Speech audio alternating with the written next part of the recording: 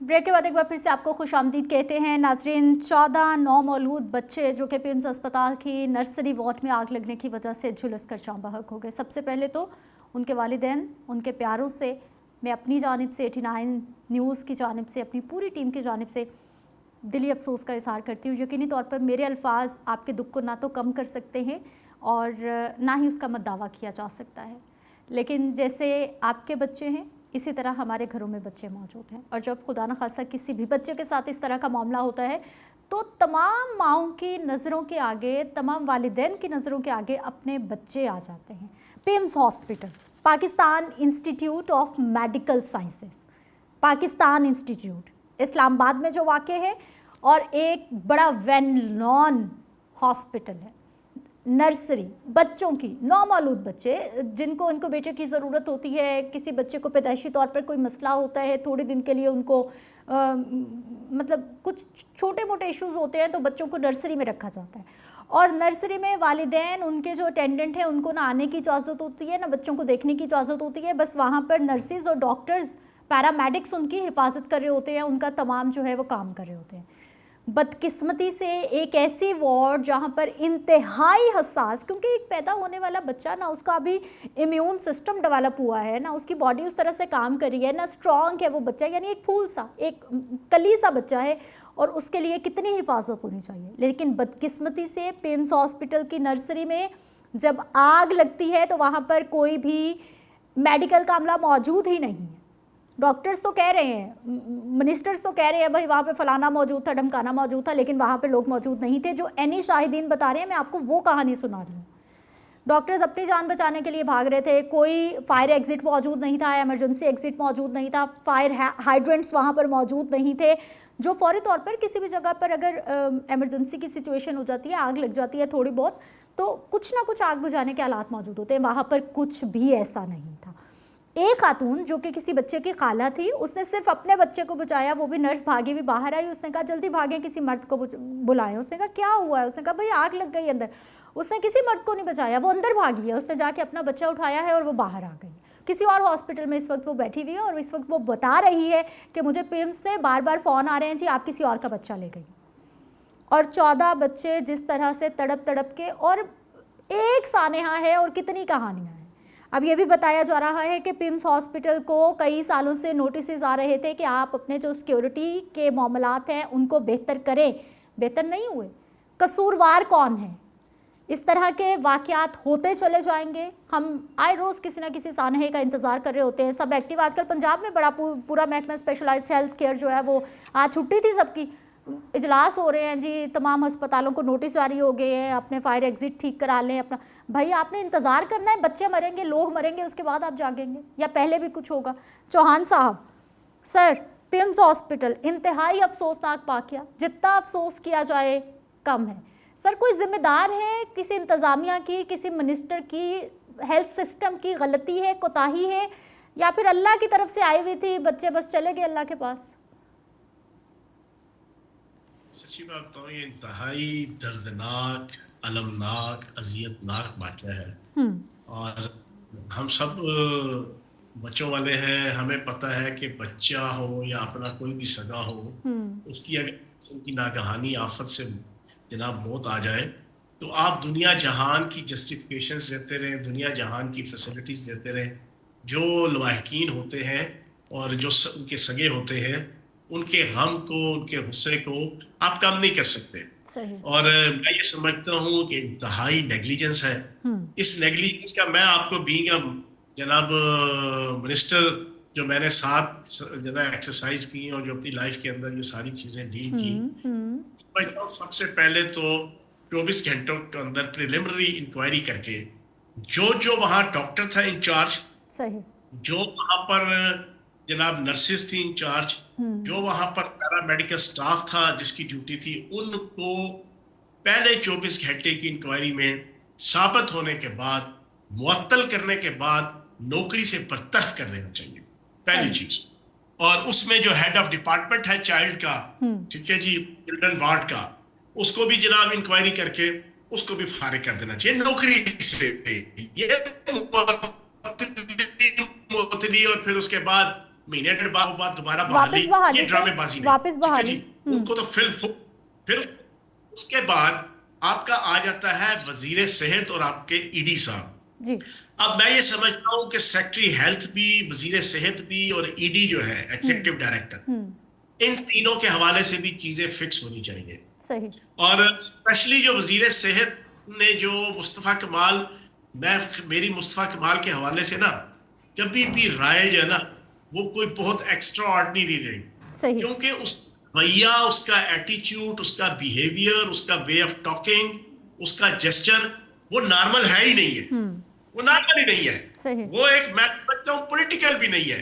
बस वो एनक्यूएम के प्लेटफॉर्म से वो जो एक हुआ करता था जनाब, वो गैड़ा नुमा जनाब एक रहनुमा, उसके सर सदके एक मेयर बन गए, मेयर बन के फिर चीजें जैसे चलती रही। और भाई एक इतना बड़ा वकूआ हुआ है, तुम अपनी टोन जो है ना थोड़ी सी नीची रख के, ठंडी रख के, शर्मिंदगी वाली रख के, आजिजाना रख के आप मामला चलाओ। आप उधर भी जनाब लाउडली टर टर टर टर टर टर करने लगे हुए हैं। आप जनाब जिनके बच्चे बेचारे शहीद हुए हैं, जो वहां पर लवाकिन है, आप उनके साथ जिस अंदाज से गुफ्तगू कर रहे हैं, वो आपका एटीट्यूड मिनिस्टरों वाला, पॉलिटिशियंस वाला और सेंसिबल लीडर वाला आपका है ही नहीं है।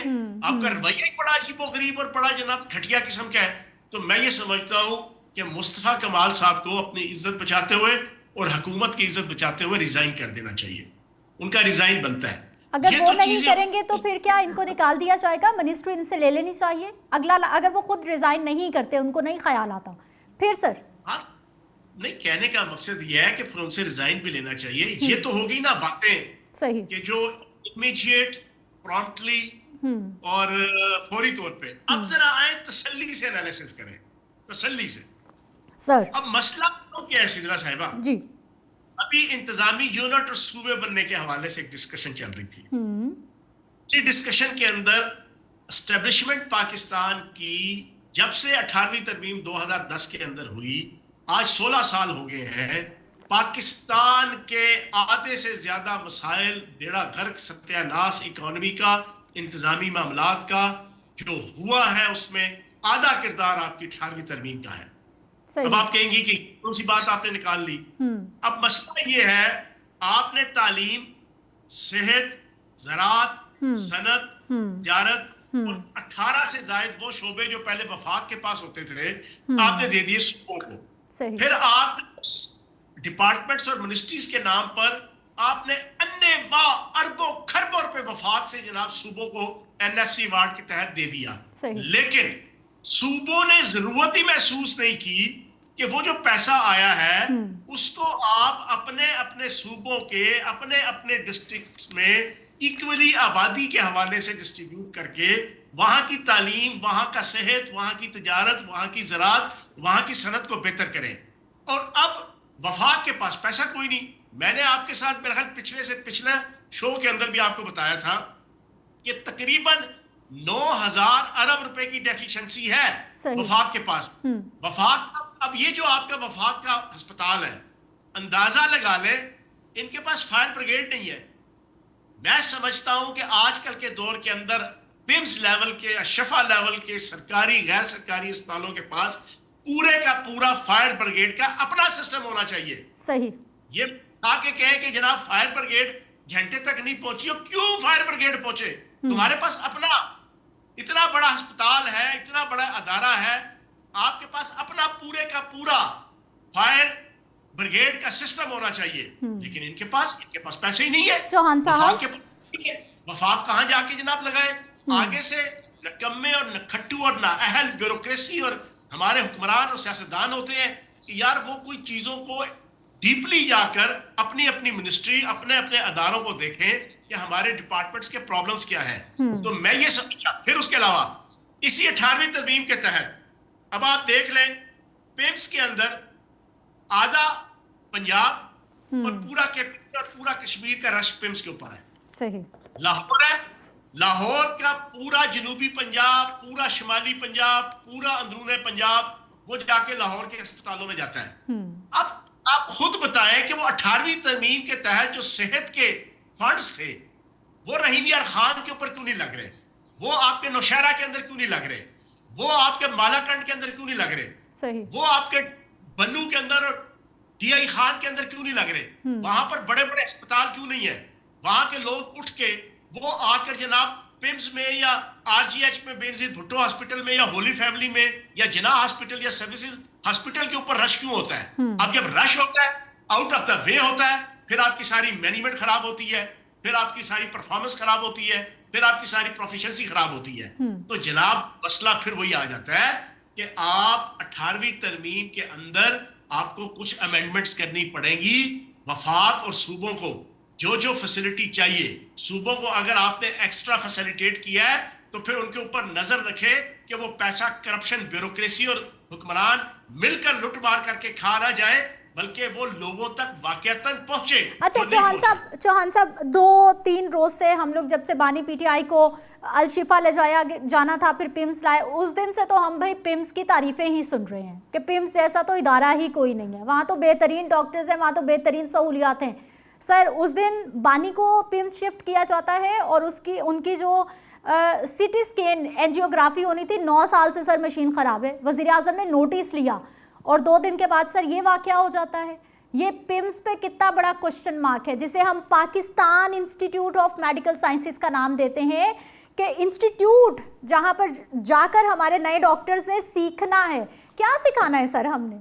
और अगर आपने 18वीं तरमीम की सर बात की है तो नए सूबे सर किसने बनाने हैं? इन्हीं हुकूमतों ने बनानी है जो साल हर साल से पंजाब पे, विफाक पे हुकूमत कर रहे हैं, कभी एक कभी दूसरा, कभी मिल के, कभी इत्तेहाद, कभी पीडीएम, कभी वो, तो सर हॉस्पिटल भी तो इन्होंने बनाने हैं ना।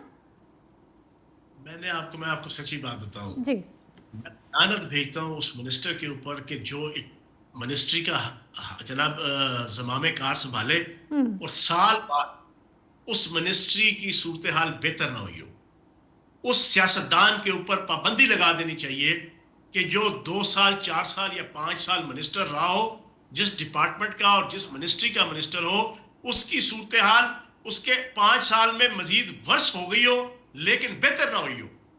मैं आपको सच्ची बात कहूं, मैं रिजल्ट ओरिएंटेड आदमी हूं।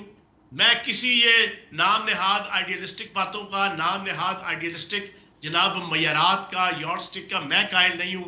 मैं कहता हूं एक रियलिस्टिक अप्रोच के साथ रिजल्ट दो, आउटपुट दो। ये मेरा एक जाती पॉलिटिकली और सोशली मेरा एक जनाब नैरेटिव है। सही। अब बताएं, आप मुझे एक चीज बताएं कि इस अस्पताल के हवाले से पूरा एनालिसिस किया जाए कि इसका फंड कितना आता है, सही। उस फंड के हवाले से मरीज कितने आते हैं, मरीज और फंड्स को आपस में अगर आप प्रॉपर कंपैरिजन करके कॉस्ट बेनिफिट रेशियो निकालें कि इसको कितना पैसा चाहिए था, अगर वो पैसा रिक्वायर्ड इसको नहीं मिल रहा, तब भी ईडी भी जनाब कसूरवार है, सेक्रेटरी हेल्थ भी कसूरवार है और वजीर सेहत भी कसूरवार है। सर मुस्तफा कमाल साहब ने बताया है, उन्होंने कहा जब ये हॉस्पिटल बना पिम्स, सर उन्होंने नंबर्स बताए माशाल्लाह, ऐसी प्रेस कॉन्फ्रेंस करके गए हैं। एक तो आपने जो मुद्दा उठाया कि वो बात ही ऐसे कर रहे हैं कि सवाल करने वालों को भी वो नहीं छोड़ेंगे, ठीक है।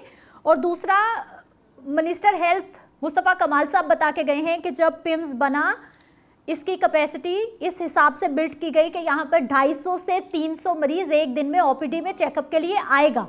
और इस वक्त उन्होंने कहा कि 9 से 9,500 पेशेंट हर रोज़ यहाँ पर ओपीडी में चेक करने के लिए पहुंच रहा है। तो सर कैपेसिटी बिल्डिंग किसने करनी है? सवाल तो फिर भी आपसे ही होगा कि फिर आपने क्या किया? 50 साल से 60 साल से अगर पिम्स चल रहा है तो आज तक फिर आपकी क्या कारकर्दगी है? देखो सही है, आपने बिल्कुल ठीक कहा। मैंने यही कहा ना, अवामी मसाइल की तरफ लोगों की कोई तवज्जो नहीं है, ठीक है। यहाँ पर आप पॉलिटिकल नंबर स्कोरिंग हो रही है। मुझे हैरानगी हुई, मैंने वो असद उमर साहब है, वो पार्टी छोड़ के भागे थे फौरी तौर पे। उन्होंने कहा जी सियासत ही गंदी चीज है, 9 मई के बाद कहा, और मैं ये वो सियासत छोड़ के भाग गए। पिछले को 3-4 माह से उनको दोबारा शौक चढ़ गया है कि यार दोबारा पीटी। उन्होंने एक ट्वीट किया, आप यकीन जाने इतना दिल दुखा कि यार कोई सेंसिबल पॉलिटिशियन कोई तो सेंसिबल बात करे। अब यहाँ पर लोग अपनी अपनी कुड़क निकाल रहे हैं। सहाफी वहां पर गए, वो वहां पर कुछ सहाफी हैं, उन्होंने उधर ही अदालत लगा के उन्होंने कहा जी 2 मिनट के अंदर जरा करके 2 मिनट के अंदर शहबाज शरीफ को भी उल्टा टंगवा दो और जनाब सारों को उल्टा टंगवा दो। और भाई बी सेंसिबल, पहले चीजों को कम से कम इन्वेस्टिगेट होने दो और फिर इन्वेस्टिगेशन के बाद जो जो जिम्मेदार होगा उसको सजा होनी चाहिए। असद उमर साहब फरमाते हैं कि जनाब आपने सेक्रेटरी हेल्थ को फारिग किया, होना ये चाहिए था, शहबाज शरीफ साहब को इस्तीफा देना चाहिए था। मैंने कहा बिल्कुल ठीक जनाब, आपने बिल्कुल ठीक फरमाया। वैसे ही जैसे हजारा कम्युनिटी के बीसीओ जनाब दोस्त जनाब वो शहीद हुए, एक दफा हुए, फिर 4 महीने बाद दूसरी दफा हुए। उस मौके पे हमारे वजीर आजम ने, जो मेरे भी थे और आपके भी थे, उन्होंने जनाब इस्तीफा दिया था। बिल्कुल ठीक फरमाया। जब आपके और मेरे वजीर आजम ने अपने दौर में 2 एक्सीडेंट हुए थे रेलवे के और बीसीओ नहीं सैकड़ों लोग शहीद हुए थे, उस वक्त रिजाइन दे दिया था। बिल्कुल ठीक फरमाया। जब आपके और हमारे वजीर आजम ने उस दौर के अंदर कि जब आपने कहा था कि 50 लाख घर बनाएंगे, 1 करोड़ नौकरियां देंगे, 350 डैम्स बनाएंगे, बाद में क्या कहा?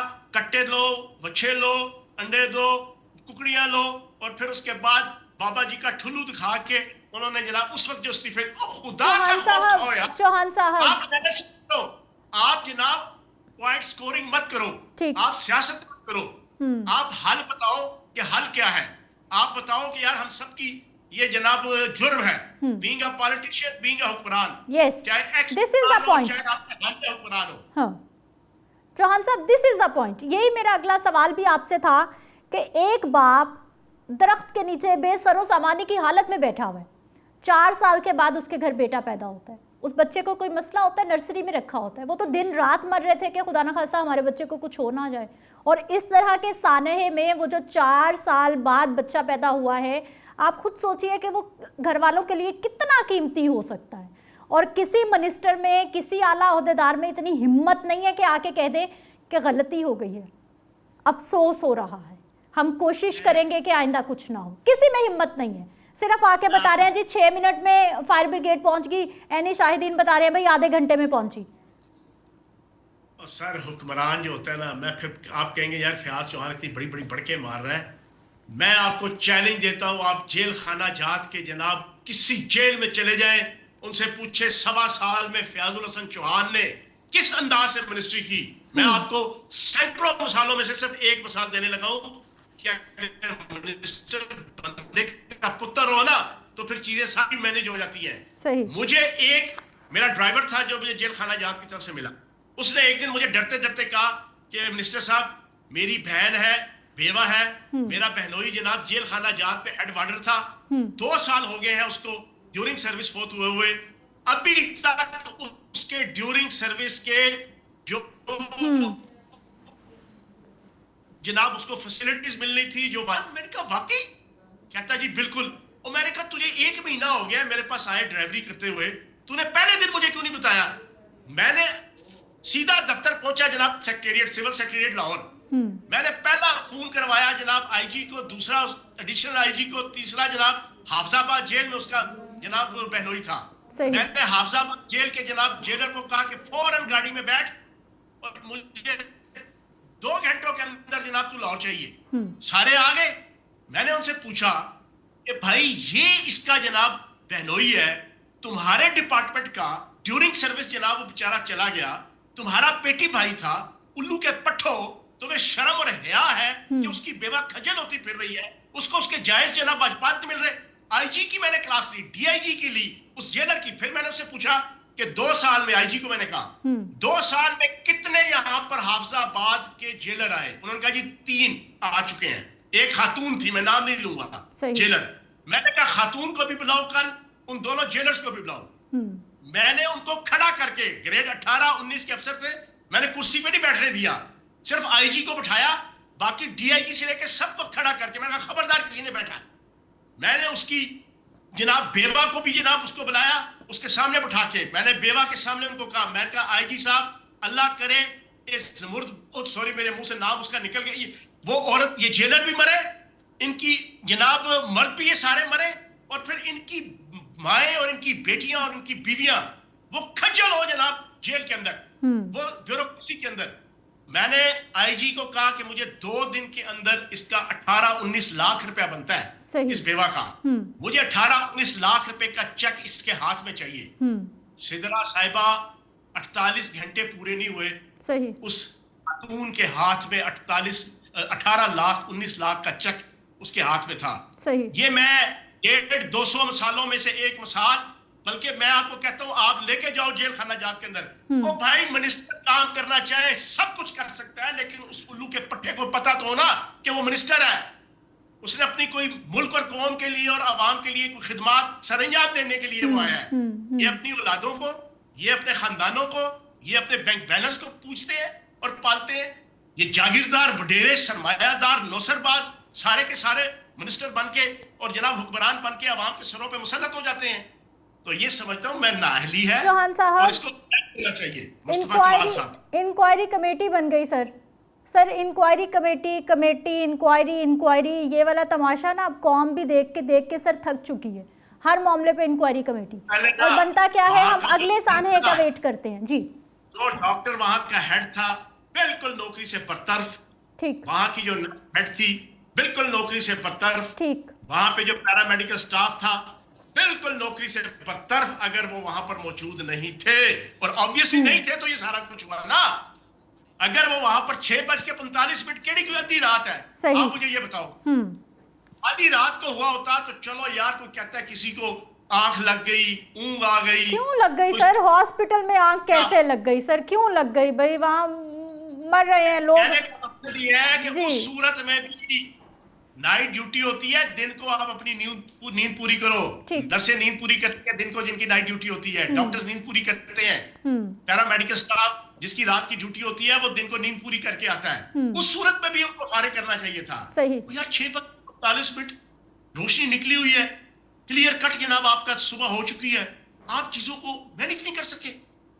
तो ये इसके ऊपर बरतरफियां होनी चाहिए, तब जाके चीजें कंट्रोल होंगी। चौहान साहब, हमारे मिजाज बताइए, हम कितने प्रोफेशनल हैं। मैं आम लोग जो चले, एक तो हमें तनख्वाह मिलती है, हम ड्यूटी करते हैं, हमें उस चीज़ के पैसे मिलते हैं, वो तो हो गया एक अलग मामला, वो तो प्रोफेशनलिज्म हो गया। सर अखलाकी तौर पर हमारे मिजाज, हमारे यानी इतनी अहम नौकरियां अल्लाह ताला ने हमें दी हैं, कोई ना कोई फ़र्ज़ तो मुझ पे, आप पे, या फिर जो अस्पताल में काम करने वाला अमला उस पर भी बनती है ना, कि किसी ने तो कहीं तो जवाब दे, आपने भी होना है, आप एक इंसान है। हम सारे निकम्मे नखट्टू हैं, हम इतने बड़े मुनाफिक हैं कि दूसरों को देख के इस तरह उंगली उठाते हैं, ये नहीं देखते कि 4 उंगलियां हमारी तरफ भी आ रही हैं। अपनी ड्यूटी कोई पूरी नहीं करता। और एक बार याद रखना सिदरा साहिबा, ये मैं आपको एक दे रहा हूँ, मैंने अमल मेरा कुछ भी नहीं है, मैं बड़ा गुनाहगार हूँ, इखलाकियात और इबादत में बिल्कुल जीरो हूँ, लेकिन मामलात के हवाले से अल्लाह पाक ने नबी पाक के सदके बहुत सी चीज़ों में मुझे बड़ा अच्छा रखा हुआ है कि मैं चीज़ों को, मामलात को बड़ा स्ट्रिक्टली लेता हूँ। आपकी इत्तलात है, आपकी इबादत किसी काम नहीं आएंगी जब तक आपके मामलात जो ना वो बेहतर नहीं होंगे। सही मामलात के अंदर ये सारी आपकी आती हैं कि जब आप तनख्वाह ले रहे हैं, जिस चीज़ की आप तनख्वाह ले रहे हैं, अगर उसका आप डिलीवर नहीं कर रहे, तो इससे बड़ी अल्लाह पाक से बेवफाई और कोई नहीं है। सही। अच्छा, अल्लाह ने किया, अल्लाह ने आपको दिया, उस ओहदे की आपको तनख्वाह मिल रही है, आप उस तनख्वाह का हक अदा नहीं करते, तो आपसे बड़ा नाअहल, गुनाहगार, इससे बड़ा गुनाह और कोई नहीं। अच्छा सर, कुछ सहाफ़ी हैं, हामिद मीर साहब हैं, उमर दराज गोंदल हैं, वो ये भी रिपोर्ट कर रहे हैं कि कुछ फैमिलीज़ ने उनको बताया है कि हमें खामोश रहने पर मजबूर किया जा रहा है, हमें ये कहा जा रहा है कि आप इंटरव्यूज़ ना दें, आपने जो देखा वो ना बताएं, और आपको जो है वो मतलब मजबूर किया जा रहा है कि आप बिल्कुल भी रिपोर्ट ना करें जो चीज़ें आपने वहाँ पर देखी। और हामिद मीर साहब की जानिब से तो ये भी कहा गया है, बल्कि वो सहाफ़ियों को, इंतज़ामिया को, महकमा हेल्थ को बाकायदा उन्होंने इनवाइट किया कि मैं आपको पिम्स लेके जाता हूँ, अभी लेके जाता हूँ, मेरे साथ चले, मैं बताता हूँ कि कहाँ कहाँ पर क्या क्या हो रहा है। नॉट ओनली पिम्स, बाकी सरकारी अस्पतालों का भी सर यही हाल है। सर हमने सारी डिस्कशन की, आपके सामने है, लेकिन अब आप जिनका तज़किरा कर रही हैं उनकी हिस्ट्री जो ना कोई इतनी अच्छी नहीं है इंफॉर्मेशन देने के हवाले से। सही। और मामला हवाले से उनका ना ही हम तज़किरा करें तो अच्छा है। हम जो रियलिटी हमारे पास मौजूद है, हमारे चैनल के जनाब लोग, रिपोर्टर्स भी आपको रिपोर्ट कर रहे हैं, मैं खुद बैठा हूँ इधर इस्लामाबाद पिंडी के अंदर, चीज़ें नेग्लिजेंस है, साबित शुदा है। अब इसके ऊपर है कि जनाब नंबर स्कोरिंग करना और जनाब चीज़ों को हरास करना, पैनिक क्रिएट करना, जैसे पहले एक वाकया हुआ इस्लामाबाद के अंदर आज से 3-4 दिन पहले, उसके ऊपर जो नेगेटिव चीज़ें सामने आई, कहने का मतलब ये है कि इसके ऊपर बरतरफियाँ होनी चाहिए, इसके ऊपर वजारत वजारत से बिल्कुल रिजाइन लेना चाहिए मुस्तफ़ा कमाल साहब से। ठीक। इसके ऊपर एक्शन होने चाहिए, और एक्शन वो होने चाहिए कि लोगों को नजर आए। सही। लेकिन इन तमाम एक्शंस के बावजूद क्या उन 14 बच्चों की माओ को और उनके बापों का हम दुख कम कर सकते हैं? नहीं कर नहीं कर सकते। सकते। अच्छा नहीं सर, कर पंजाब की तरफ अगर मैं लाहौर की बात करती हूँ तो सेक्रेटरी स्पेशलाइज्ड हेल्थ हैं जी अजमत महमूद खान साहब, उन्होंने बड़ा हुक्मनामा जारी किया है। उन्होंने बाकायदा तौर पर दौड़ें लगवा दी हैं सबकी। आज उन्होंने इजलास तलब कर लिया, बुला लिया, फिर उन्होंने अस्पतालों को नोटिस कर दिए। उन्होंने कहा भाई दिखाएं कहाँ कहाँ पर कौन कौन से अस्पताल में क्या क्या कुछ हो रहा है, कहाँ पर फायर सेफ्टी आलात मौजूद हैं, कहाँ पर इमरजेंसी एग्जिट मौजूद हैं, किस वार्ड में क्या हो रहा है, कैसे हो रहा है। सर पहले सोए भी होते थे, मतलब कोई ना कोई मरेगा, कोई सान्या होगा, 2-3 दिन के लिए या 2-4 घंटे के लिए हम जागेंगे, उसके बाद वापस हम सो जाएंगे। हाँ, बस वो कहते हैं ना, हादसे से बड़ा सानहा ये हुआ, लोग ठहरे नहीं हादसा देखकर। ये वक्त तौर पे ठहरना नहीं चाहिए, बल्कि हमेशा के लिए चीज़ों को अच्छे तरीके से सॉर्ट आउट करना चाहिए। ये जो अस्पताल होते हैं, इन अस्पतालों के हवाले से हमें कोशिश करनी चाहिए, सरकारी अस्पताल, निजी अस्पताल, यहाँ पर अच्छा हम एक माहौल रखें, और इसकी तरफ हुकूमत की तवज्जो होनी चाहिए, और भरपूर तवज्जो होनी चाहिए। है क्योंकि कितनी सर? जो बेचारा जख्मी आता है, जो बेचारा बीमार आता है, उसके लिए हर चीज की कोई अहमियत नहीं होती, ना इखलाक की, ना मजहब की, ना अच्छाई की, ना बुराई की। वो बेचारा तकलीफ में होता है, वो कहता है मुझे फैसिलिटेट करो, मुझे रिलीफ दो। उसको रिलीफ मिलेगा, उसके लिए सारे अच्छे हैं। उसको रिलीफ नहीं मिलेगा, उसकी बला से कि मुश्किलात क्या है, तकलीफें क्या है, फंडिंग की अवेलेबिलिटी है कि नहीं है, मुल्क गरीब है अमीर है, अदारा गरीब है अमीर है, ये सारी चीजें जो है बिल्कुल इसकी कोई हैसियत नहीं। सही। चौहान साहब, सेक्रेटरी साहब का एक और हुक्मनामा सामने आया है, और मैं बड़ी हैरान, मुझे तो एक जोक लगा है ये वाला हुक्मनामा जो सामने आया है, जो मैं आपको बताने लगी हूँ। उन्होंने कहा है जी, जो भी मुतलका स्टाफ है उनको आग बुझाने की ट्रेनिंग का उनसे इम्तिहान भी लिया जाएगा। कौन सा मुतलका स्टाफ सर? आप कितने लोगों को आप ये बताते हैं कि किसी की इमरजेंसी में किस तरह से मदद करनी है, खुदा ना खास्ता आग लग जाए तो अगर कहीं पे फायर हाइड्रेंट्स मौजूद भी होंगे तो इस्तेमाल ही नहीं करने आते होंगे। कितने % लोगों को सर हम ट्रेनिंग देते हैं, पैरामेडिक्स को या फिर हॉस्पिटल में लोग जहां पर मौजूद हैं? ये बात तो ठीक है ना कि अगर जो ऐसी जगहों पे तैनात हो एहलकार, तो कम से कम ये तो ट्रेनिंग होनी चाहिए कि अगर ऐसी सिचुएशन हंगामी बन जाए तो उस पर किस तरीके से बिहेव करना है, इक्विपमेंट को कैसे इस्तेमाल करना है, पेरिफेरल्स को किस तरीके से, मशीनरी को किस तरीके से जनाब आपने मैनेज करना है, यूटिलाइज करना है, ये चीजें पता होनी चाहिए। तो इस एंगल से तो मैं समझता हूँ कि ये ठीक इंस्ट्रक्शन है। सही। तो सर पहले क्यों नहीं? मेरा मुसलसल सवाल एक ही है जिसपे मैं बार बार सवाल करी जा रही हूँ कि पहले क्यों नहीं? ये तो बुनियादी हेल्थ सिस्टम की ज़रूरियात हैं। सही है, आपकी बात ठीक है, पहले क्यों नहीं, लेकिन चलो अब देर आए दुरुस्त आए, होना चाहिए। ठीक। चौहान साहब, इस वक्त जो है वो मिनिस्टर साहब के हवाले से आपने कहा कि इनको बरतरफ किया जाए, वैसे अखलाकी तौर पे आपने कहा कि उनको खुद इस्तीफ़ा दे देना चाहिए, हॉस्पिटल का अमला आपने कहा, लेकिन सर ये सब करने से आपको लगता है ये इस तरह के सानेहात को हम रोक सकेंगे या सिस्टम को तब्दील होना पड़ेगा? देखें, एक बात अपने जहन में रख लें, अब मैं बड़ी एक रियलिस्टिक बात करने लगा हूं जी। होनी को कोई नहीं रोक सकता, एक बात याद रखिएगा। सही। लेकिन जो तहजीब याफ्ता माशरे होते हैं उसमें होनी के बाद प्रॉपर तरीके से इन्वेस्टिगेट किया जाता है कि ये जो हुआ है, ये जो नागहानी आफत आई है, ये दहशत हुई है, ये जो चोरी हुई है, ये जो डकैती हुई है, ये जो आतिशजदगी हुई है, ये जो इवेंट हुआ है, इसकी वजूहात क्या थी। सही। फिर उस वजूहात के हवाले से रेमेडीज फ्यूचर के अंदर तय की जाती है कि आइंदा ये वाला इवेंट, आइंदा ये वाली नागहानी आफत नहीं आनी चाहिए। असल तरक्की याफ्ता मुल्कों और माशरों के अंदर ये एटीट्यूड होता है। अगर ये ना हो, बात वही दोबारा शेर सुना दूं कि लोग ठहरे नहीं हादसा देखकर। ओ भाई ठहर तो जाओ, सोच तो लो, देख तो लो, इन्वेस्टिगेट तो कर लो, अपने गिरबान में तो झांक लो कि ये क्यों हुआ, और अगर जिस वजह से हुआ आप उसकी कम से कम जनाब चीजों को तो आप कवर करो ना, उनके तो हाल निकालो कि आइंदा ये चीज ना हो। ठीक। चौहान साहब, एक तो हॉस्पिटल्स में मीडिया की एक्सेस नहीं है। एक अरसा हो गया, मैं रोड शो भी करती रही हूँ, मैं बाहर सड़क पे खड़े होकर भी प्रोग्राम करती थी, और हॉस्पिटल की जो बदहाली है, सरकार के अस्पतालों की मैं बात कर रही हूँ, एक तो वो दिखाने की इजाज़त नहीं है। मुझे पता है आप बिल्कुल मुझे काउंटर करेंगे, बताएंगे कि सहाफ़ी वहाँ जाके कैसे कैसे सवाल करते हैं। ठीक है, वो एक तबका हो सकता है, लेकिन हर तरह की पाबंदी लगना। दूसरा ये कि जब भी कोई इस तरह का सानहा हो गुजरता है तो वहाँ पर जो इंतज़ामिया मौजूद है, पुलिस मौजूद है, जो सहाफ़ी अपने तौर पे अंदर गए, मोबाइल से उन्होंने फुटेजेस वगैरह बनाई, उनको डिलीट करवाया जाता है। क्यों सर? और अभी तक सीसीटीवी फुटेजेस ये तो गवर्नमेंट को, इदारों को खुद ही रिलीज कर देनी चाहिए थी कि भाई हम छोड़ेंगे नहीं, ये कुछ हुआ है। ये तो खुद सर पर्दे डाल रहे हैं। सुने जी, आप भी सहाफ़ी हो, मैं भी मीडिया पर्सन हूँ। कि पॉसिबल है कि आप वहां पर 200, 250, 300 बंदों के मोबाइल पकड़ के और कैमरे पकड़ के आप डिलीट करवाते फिरें? वो ये नहीं होता। बस ये समझाया जाता है कि यार आप रश ना करो, आप वहां पर मसाइल क्रिएट ना करो, आप बाकी मरीजों के लिए प्रॉब्लम क्रिएट ना करो, आप अस्पताल की मैनेजमेंट और अस्पताल की जो डेली रूटीन की जो एक्टिविटी है उसके रास्ते में कोई रुकावट खड़ी ना करो। ये चीजें होती हैं। बाकी अस्पताल की इंतजामिया कोशिश होती है कि हर किसी की कोशिश होती है कि नेग्लिजेंस जो है, हमारी गफलत जो है, गुनाह जो है, जुर्म जो है, वो लोगों के सामने ना आए।